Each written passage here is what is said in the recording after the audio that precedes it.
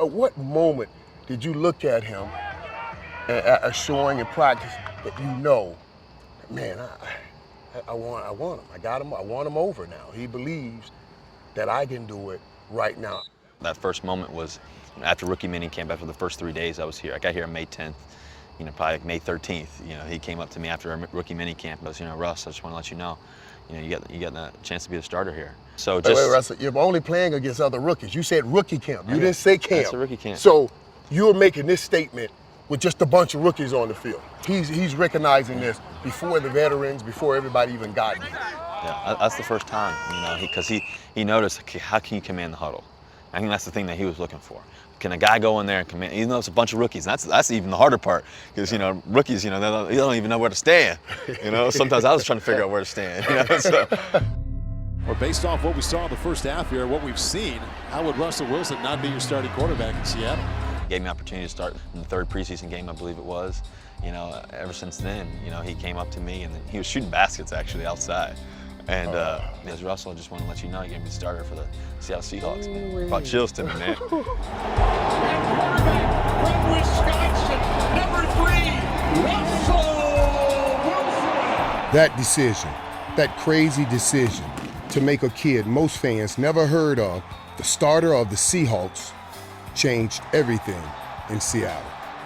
But to become a star, Russell had to convince some important people he was the right man.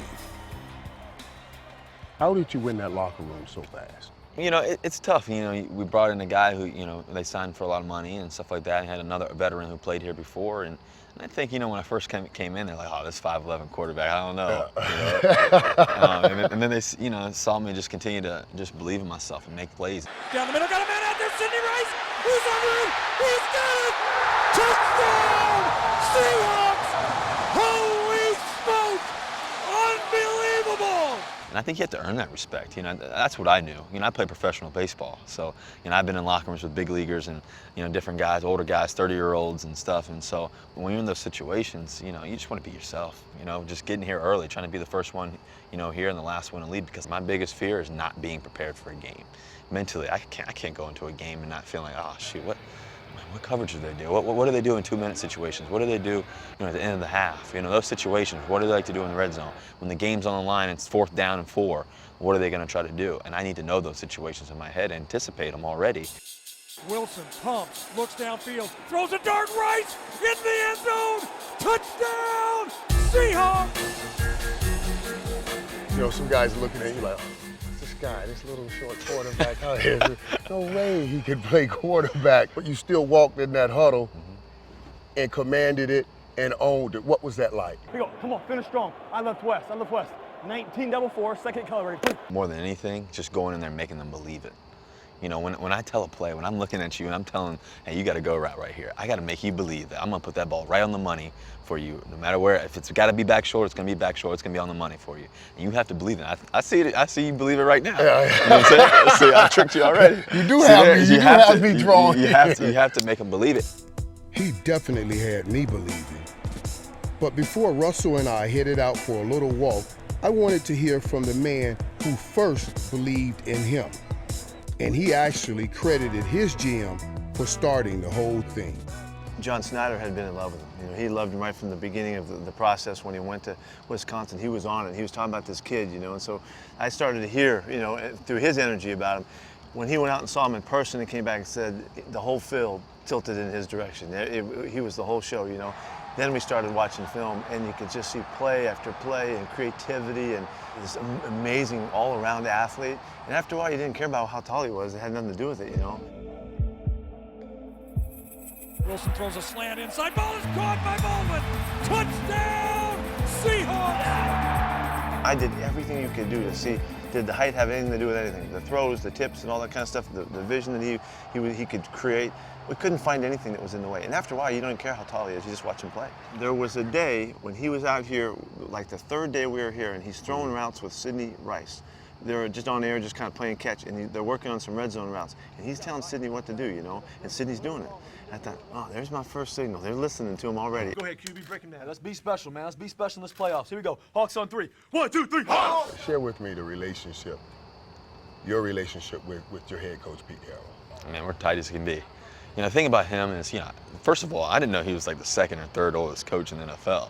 And he looks like he's 40 years old. You know, he acts like he's 20. I've been telling you for a long time, you ain't done nothing yet. Well, tonight, you did something tonight. He's inspirational. Just the idea of competing all the time, just giving guys chances. You know, he gave me a great chance. It's Robinson all by himself. He steps into the end zone. Touchdown, Seahawks!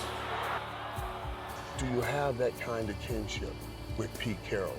Because he said, I believe. Oh, definitely.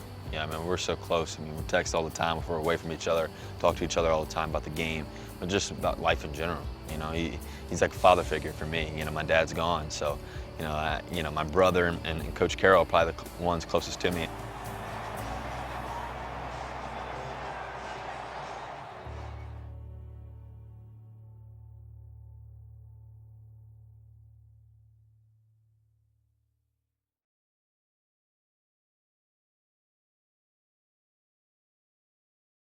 I go home and see my dad. He's been really sick. I mean, he's been sick since my freshman year in college. He had diabetes and everything, and he had to get his leg amputated.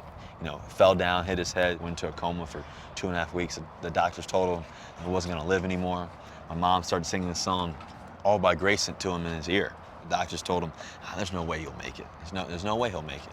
Sorry, man. My mom's a nurse, so she knows how severe that is, but she kept believing in the word, and so she starts singing this song to him, and all of a sudden he starts moving his right hand. He starts moving his left hand. She just freaks out and calls the doctors back in, and she's telling the doctors, he moved, ma'am. And she starts singing the song to him again. She goes, watch, he's gonna move, watch. So he starts singing the song to him again, and all of a sudden he lifts up his right, he lifts up his left. She says, move your right foot. He moves his right, move your left foot. He wakes up out of it right there.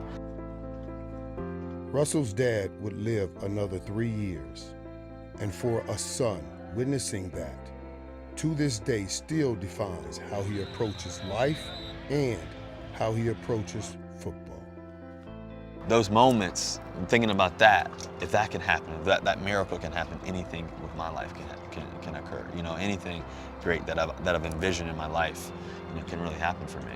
When I was in the league, I wish my father was still alive. I lost my father my senior year in high school, and I just wish he was still alive to see what had become of me. Do you ever have those thoughts? All the time, every day. Every day I wish he was here, man, just to be able to talk to, you know, just for him to give me some motivation. I know the tremendous regard he has for his dad, and it affected his life so much and molds the person that he is on a daily basis. He makes reference to his pop all the time. And I would never I'm not trying to fill those shoes. I'm just trying to be here to support the guy. And he's such an amazing player that we all kind of get to play off of him. So I feel fortunate that we have the relationship we do. Here comes the blitz, look out. Throws it outside, Lynch makes the catch, and he walks in. Touchdown, Seahawks! We talked a lot about the height and how you get inspiration and push past what everybody says, but people talk about the size of your hands, man, huh? Do you have big hands? Let me see how big are your hands compared to mine here. Plus, wait a minute.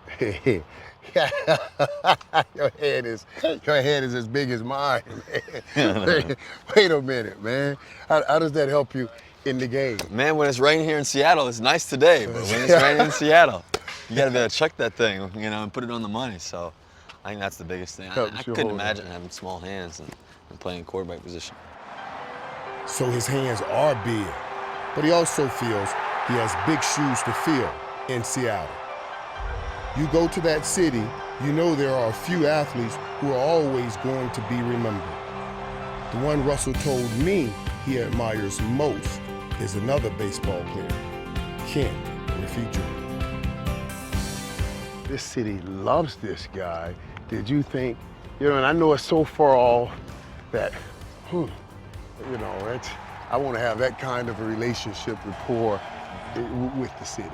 I've definitely thought about it, man. I'm like I said earlier, I'm never afraid to excel, and I want the best for the city. I want the best for the Seattle Seahawks. So I want to change the game. I want to do something that they've never done before, and do it 10 times over. So That's the way I look at it. Doing it 2 times over, doing things that's never been done before. Have you thought about becoming that great 2-star athlete right here in Seattle? Playing for the Hawks? It's crossed my mind a couple times. Have you really thought It's crossed my mind a couple times, but playing quarterback and watching on the film, it's tough. New CBA, it's so much off time. You know, I might as well. I go to all the games. We all we got! We all we need! We all we got! We all we need! We all we got! We all we need! Let's go! 2013 season. What is expected for you to do?